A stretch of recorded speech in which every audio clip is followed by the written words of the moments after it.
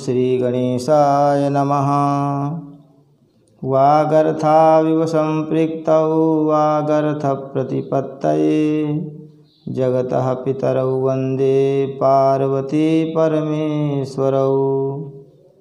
श्रीमद्भागवत महापुराण चतुर्थ स्कंध 16वां अध्याय। वंदी जन द्वारा महाराज पृथु की स्तुति। ओम नमो भगवते वासुदेवाय। मैत्रेय उवाच इति ब्रुवाणं नृपतिं गायका मुनिचोदिताः तुष्टुस्तुष्टमनसस्तद्वाग्मृतसेवया। श्री मैत्रेय जी कहते हैं, महाराज पृथु ने जब इस प्रकार कहा तब उनके वचनामृत का आस्वादन करके सूत आदि गायक लोग बड़े प्रसन्न हुए। फिर वे मुनियों की प्रेरणा से उनकी इस प्रकार स्तुति करने लगे। आप साक्षात देवप्रवर श्री नारायण ही हैं, जो अपनी माया से अवतीर्ण हुए हैं। हम आपकी महिमा का वर्णन करने में समर्थ नहीं हैं। आपने जन्म तो राजा बेन के मृतक शरीर से लिया है, किंतु आपके पौरुषों का वर्णन करने में साक्षात ब्रह्मादि की बुद्धि भी चकरा जाती है। तथापि आपके कथामृत के आस्वादन में आदर बुद्धि रखकर मुनियों के उपदेश के अनुसार उन्हीं की प्रेरणा से हम आपके परम प्रशंसनीय कर्मों का कुछ विस्तार करना चाहते हैं। आप साक्षात श्री हरि के कलावतार हैं और आपकी कीर्ति बड़ी उदार है। ये धर्मधारियों में श्रेष्ठ महाराज पृथु लोक को धर्म में प्रवृत्त करके धर्म मर्यादा की रक्षा करेंगे तथा उसके विरोधियों को दंड देंगे। ये अकेले ही समय समय पर प्रजा के पालन पोषण और अनुरंजन आदि कार्य के अनुसार अपने शरीर में भिन्न भिन्न लोकपालों की मूर्तियों को धारण करेंगे तथा यज्ञ आदि के प्रचार द्वारा स्वर्गलोक और वृष्टि की व्यवस्था द्वारा भूलोक दोनों का ही हित साधन करेंगे। ये सूर्य के समान अलौकिक महिमा अन्वित प्रतापवान और समदर्शी होंगे।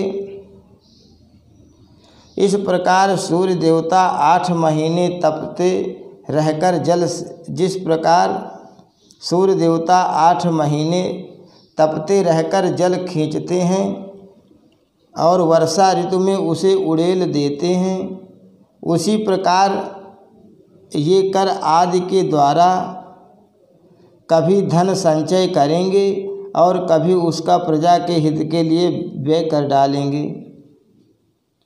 ये बड़े दयालु होंगे। यदि कभी कोई दीन पुरुष इनके मस्तक पर पैर भी रख देगा तो भी ये पृथ्वी के समान उसके इस अनुचित व्यवहार को सदा सहन करेंगे। कभी वर्षा न होगी और प्रजा के प्राण संकट में पड़ जाएंगे तो ये राजवेशधारी श्रीहरि इंद्र की भांति जल बरसाकर अनायास ही उसकी रक्षा कर लेंगे। ये अपने अमृतमय मुख चंद्र की मनोहर मुस्कान और प्रेम भरी चितवन से संपूर्ण लोकों को आनंद मग्न कर देंगे। इनकी गति को कोई समझ नहीं सकेगा। इनके कार्य भी गुप्त होंगे तथा उन्हें संपन्न करने का ढंग भी बहुत गंभीर होगा।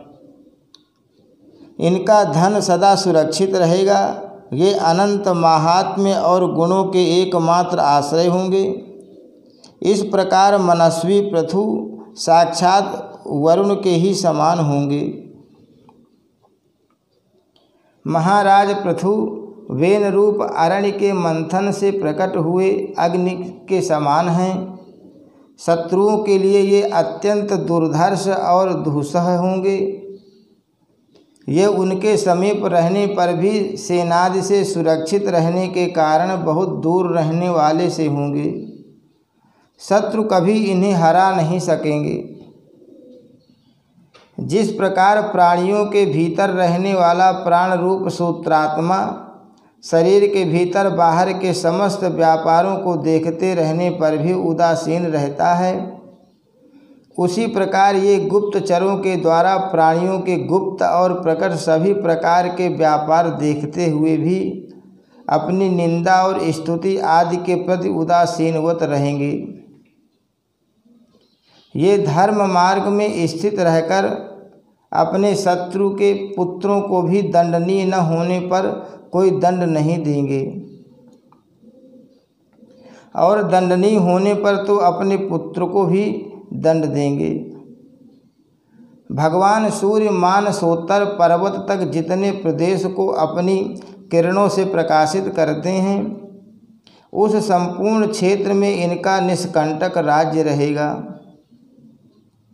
ये अपने कार्यों से सब लोगों को सुख पहुँचावेंगे, उनका रंजन करेंगे। इससे उन मनोरंजनात्मक व्यापारों के कारण प्रजा इन्हें राजा कहेगी।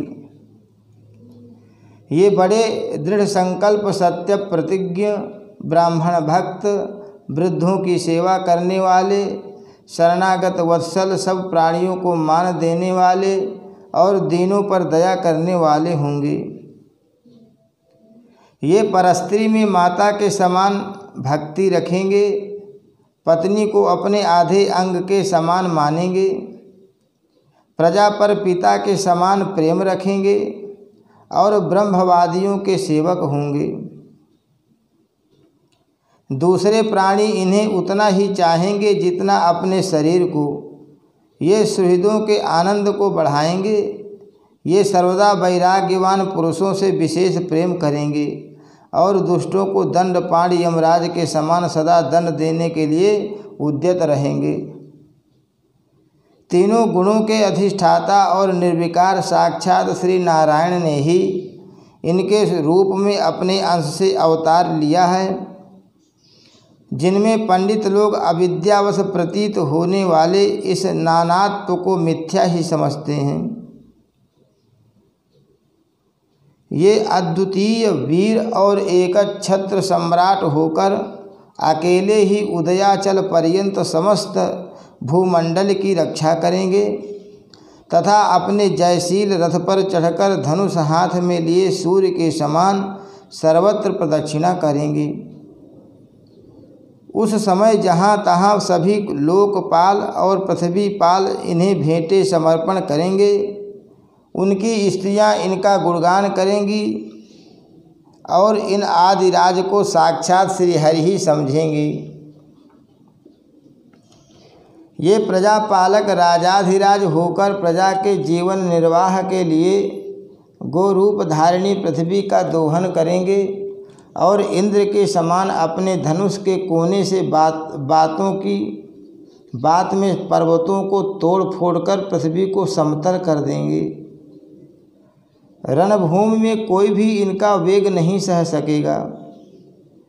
जिस समय ये जंगल में पूँछ उठाकर विचरते हुए सिंह के समान अपने आजगव धनुष का टंकार करते हुए भूमंडल में विचरेंगे, उस समय सभी दुष्टजन इधर उधर छिप जाएंगे। ये सरस्वती के उद्गम स्थान पर 100 अश्वमेध यज्ञ करेंगे। तब अंतिम यज्ञानुष्ठान के समय इंद्र इनके घोड़े को हरकर ले जाएंगे। अपने महल के बगीचे में इनकी एक बार भगवान सनत कुमार से भेंट होगी। अकेले उनकी भक्ति पूर्वक सेवा करके ये उस निर्मल ज्ञान को प्राप्त करेंगे जिससे परब्रह्म की प्राप्ति होती है। इस प्रकार जब इनके पराक्रम जनता के सामने आ जाएंगे, तब ये परम पराक्रमी महाराज जहाँ तहाँ अपने चरित्र की ही चर्चा सुनेंगे। इनकी आज्ञा का विरोध कोई भी नहीं कर सकेगा तथा ये सारी दिशाओं को जीतकर और अपने तेज से प्रजा के क्लेश रूप कांटे को निकालकर संपूर्ण भूमंडल के शासक होंगे।